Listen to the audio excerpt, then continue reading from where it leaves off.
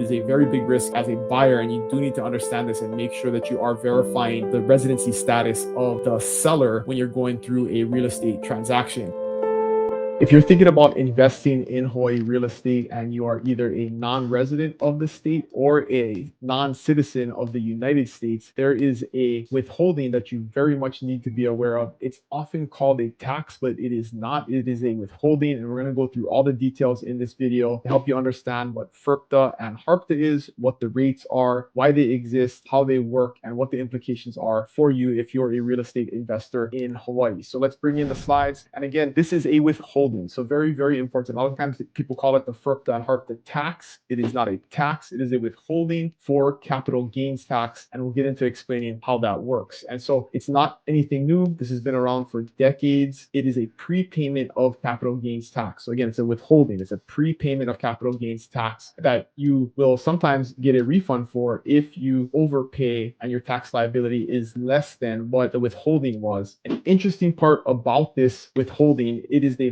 buyer's duty to legally withhold these funds. And so although it is the tax liability of the seller, the way the laws are written, it is the buyer's duty to withhold those funds and pay the state or federal government. And so our real estate contracts are set up so that the seller is authorizing escrow to collect the funds on behalf of the buyer to be paid to the correct entity. So it's complicated, but it's very, very important for you as a buyer to understand that this is a legal risk that you have, a tax risk that you have, is if a seller does not disclose properly their residential status and they leave with all of the funds, you can be legally responsible for paying that capital gains tax and that withholding. And so it is a very big risk as a buyer, and you do need to understand this and make sure that you are verifying the residency status of the seller when you're going through a real estate transaction. And like I said, escrow's role is to collect these funds and then pay the funds to the IRS or to the state. And so starting off with FIRPTA, so this is the federal tax. So this is a federal withholding, which is 15% of the sale price of the property. And so this, again, they withhold these funds because it is to cover the capital gains of the property. The seller would then need to file a tax return, and if the capital gains is less than what the withholding was, you would get a refund. But the federal government wants to make sure you don't skip town with all of those funds, and so they make you withhold 15%. And this applies to anybody who is a non-US resident. So anybody who's a non-US citizen, you are subject to FIRPTA, and you will pay this if you are a foreign seller. The state of Hawaii thought this was a great idea, and so they decided they're going to do the same thing for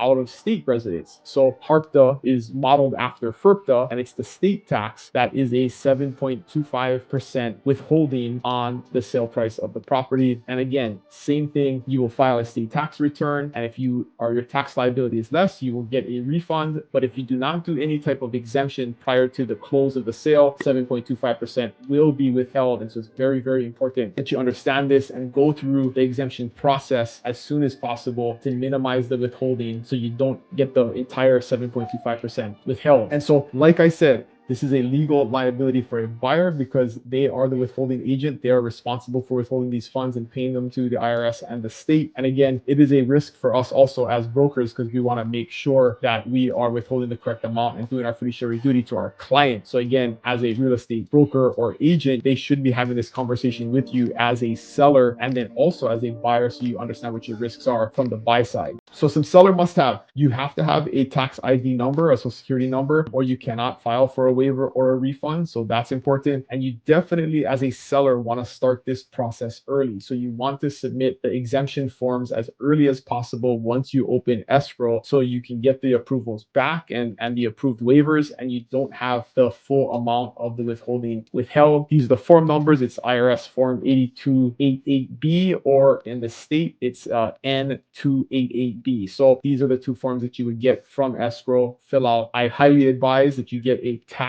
advisor, a Hawaii CPA or tax attorney to help you with this so you're doing it properly, because you don't want to make a mistake on this and not withhold the correct amounts. Hey, if you're enjoying this content, make sure to click the like button and the subscribe button. And if you're looking to move to Hawaii and want expert real estate advice, you can click the QR code above for a relocation guide on every single island, or the link in the description to book a meeting with me and my expert team. So this is the timeline. With open escrow, you have 14 days is a deadline for waivers. And if not, at closing, they automatically withhold these funds. And so you want to get this done as soon as possible. It can take the state like 10 business days to review and approve the exemption. So you want to do this as soon as possible. And then within 20 days, the funds need to be transferred from escrow to the state of Hawaii. So exemptions, I kept talking about exemptions, and this is important for you to understand. If you're a US resident, no big deal. You don't have to worry about FIRPTA. It's very, very straightforward. If you're a Hawaii resident, you don't have to worry about HARPTA. Very, very straightforward. If the price point is under 300,000 in the state of Hawaii, you are also exempted from HARPTA. So that does help lower price point properties. As you can imagine, there's not that many that fall into this category anymore, but that is one exemption. And so